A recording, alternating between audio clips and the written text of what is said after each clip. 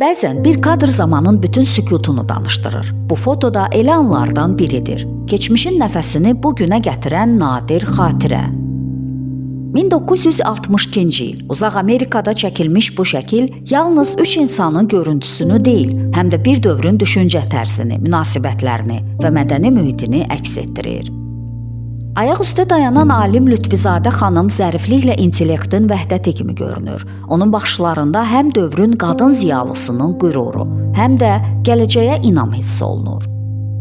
Oturan dövlət xadimi Əliş Ləmbəranski isə sakit və düşüncəli siması ilə seçilir.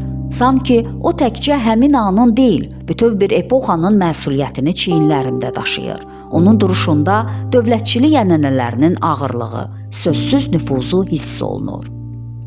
Arxada dayanan gənc isə bu iki fiqurun arasında körpü kimidir. Keçmişlə gələcəyin, təcrübə ilə ümidin simvolu. Bu foto yalnız şəxsi xatirə deyil, bu bir dövrün portretidir. Elmin, siyasətin və insan münasibətlərinin kəsişdiyi nöqtədə çəkilmiş səssiz bir tarixdir. Bəlkə də ən maraqlısı budur ki, illər keçir, adlar dəyişir, amma belə kadrlar zamanın yaddaşında qalaraq bizə bu suala cavab axtarmağa sövq edir. Biz öz dövrümüzün hansı fotosunu gələcəyə ərmağan edəcəyik?